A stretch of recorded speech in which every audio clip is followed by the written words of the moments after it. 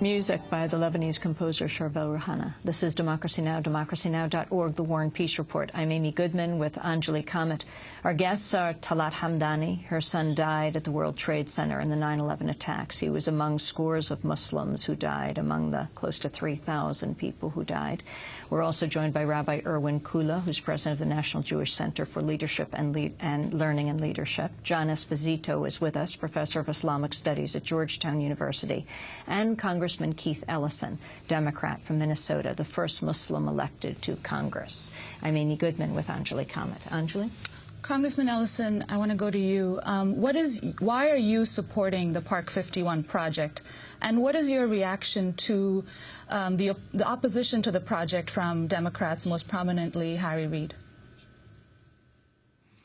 I have three basic reasons why I think that this is a project that has merit and should move forward.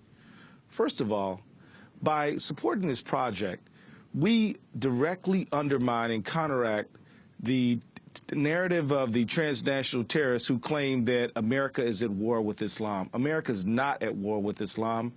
And all we have to do to demonstrate that is to stand on our Constitution, which guarantees the freedom of worship for all Americans. So the fact is that while Anwar al-Awlaki and other people like that are trying to argue that the United States is against Islam, America has a constitution and hopefully a majority of its population which still believes in religious freedom and tolerance. And so that is the first reason. The second reason is that it's a constitutional right of all Americans to worship as they see fit. And if this project is turned back, it will embolden elements not only in New York but all over the country that are trying to stop mosques literally all over the country. Now, of course, this is not a mosque, but the fact is that Muslims from New York and Sheepshead Bay, including that, and other places in Kentucky, places in Michigan, places in Wisconsin, there's these local elements who are fearful about what Muslims represent in this country and are trying to stop them from freedom of worship. And then, of course, the third reason is the reason that it's the very founding of this country. I mean, every school kid knows that when the Pilgrims came to the United States, well, what is now the United States, and landed on Plymouth Rock, it was because they were being persecuted from freedom of practice of their religion. And so the very root elements of this country are in freedom of faith.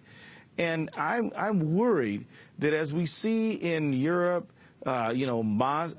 minarets being banned, we see hijabs being banned, that this is a pernicious development, and we should hold fast to our heritage of religious tolerance in the United States. Now, what do I think of my fellow Democrats? Unfortunately, I think that some of them are in some tight races. Their opponents have made this into a divisive wedge issue, and they blinked on the Constitution because they're afraid of their prospects in November. But I just want to tell any Democrat that, look, you standing on religious tolerance and freedom is going to be a winning election issue because this resonates with Americans. Well, let me ask you about President Obama. He made a strong statement on Friday night at dinner, breaking the fast, the Ramadan. Were you there, Congressman Ellison? The iftar. At iftar. Were you there? No, I was on the opposite end of the country with Nancy Pelosi. I was not with the president, but I'd been there every year except this one, but I had other obligations that night. But I was aware of the speech, and I was very proud of the president. So I wanted to ask what you thought the next day, which surprised many, when this was his response to a follow-up question. I was not commenting, and I will not comment on the wisdom of making a decision to put a mosque there. I was commenting very specifically on the right that people have that dates back to our founding. That's what our country is about.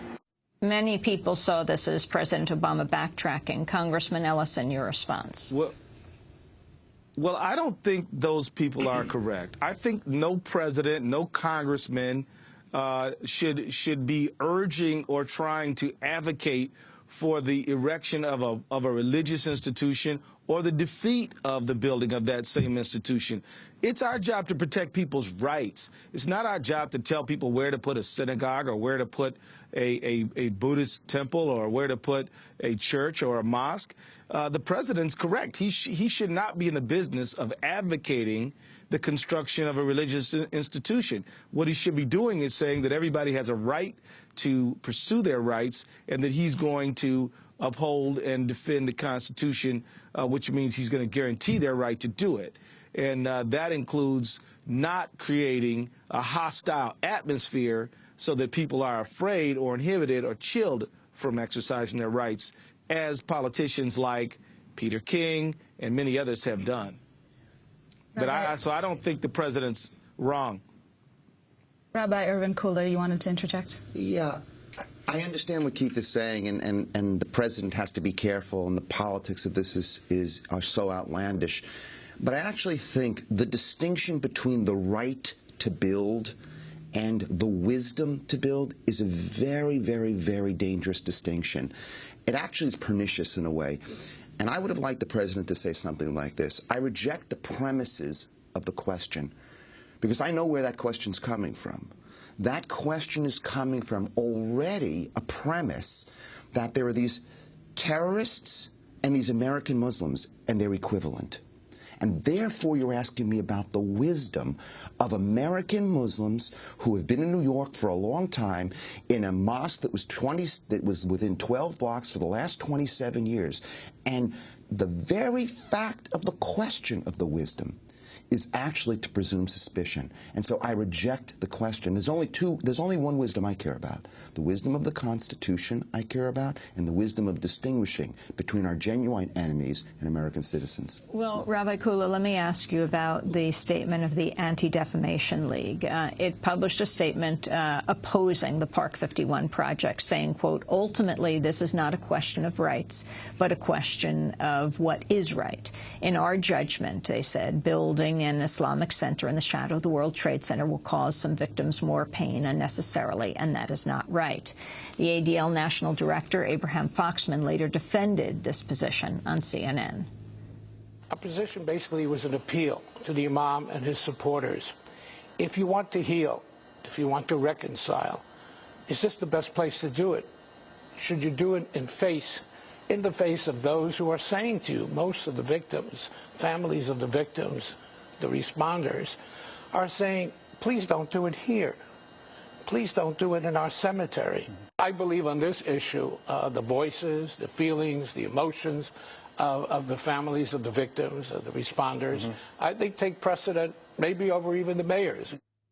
That was Abe Foxman, head of the Anti-Defamation League. Rabbi Kuller, your response? I was deeply disappointed, and I was, quoted as saying, I think the ADL should be ashamed of itself. I think the sad thing here is that Abe Foxman, since 9/11, has been one of the most important advocates to ensure that there was not defamation and not prejudice for Muslims. And the shame here is that he actually knows Daisy and knows Imam Faisal for a long time.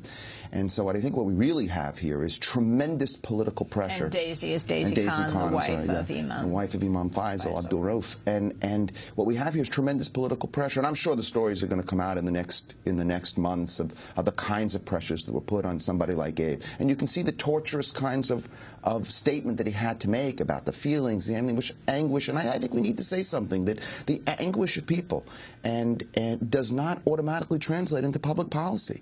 And sometimes anguish and really, really personal suffering needs to be disconnected from public policy, because anguish doesn't allow us to abandon rationality. Anguish doesn't allow us to abandon kind of first principles about what our country stands for. And I had two friends who died in the World Trade Center, very involved in this for a long time. And to be able to use the sensitivities of people to really stoke fear, there's something very cynical about that.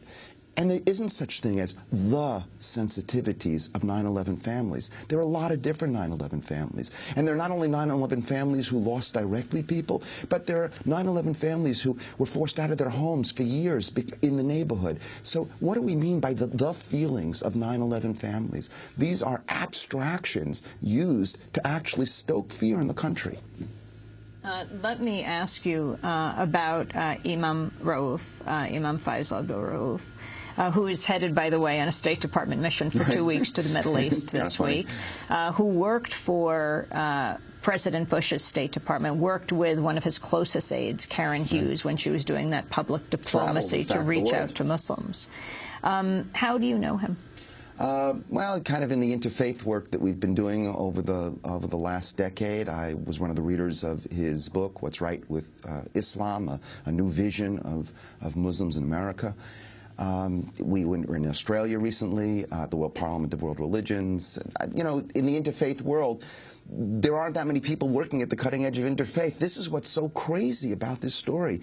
Imam Faisal has been at the cutting edge of whatever we mean by moderate